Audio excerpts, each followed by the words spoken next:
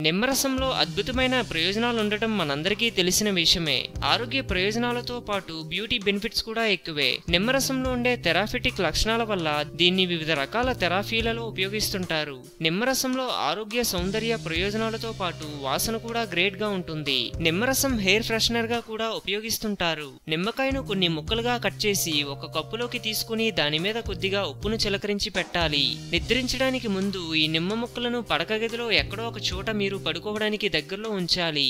ఇలా చేయడం వల్ల ఏం జరుగుతుందని ఆలోచిస్తున్నారా? ఇలా చేయడం వల్ల అనేక బెనిఫిట్స్ ను పొందవచ్చు. అవేంటో తెలుసుకుందాం. బెనిఫిట్ 1.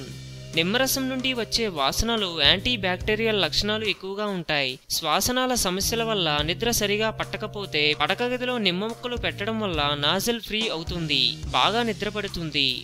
బెనిఫిట్ 2.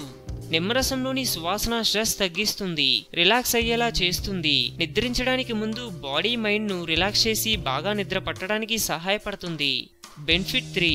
బెడ్రూమ్లో మీ నిద్రను పాడు చేస్తున్న ఈగలు, దోమలు, ఇతర కీటకాలను నివారించే శక్తి సామర్థ్యం నిమ్మరసంలో గ్రేట్ గా ఉంది.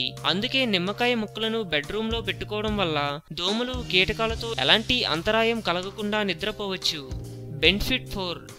నిద్రలేమి సమస్యతో బాధపడే వారి మనస్సును రిలాక్స్ చేసి త్వరగా నిద్ర పట్టేట్లు చేస్తుంది.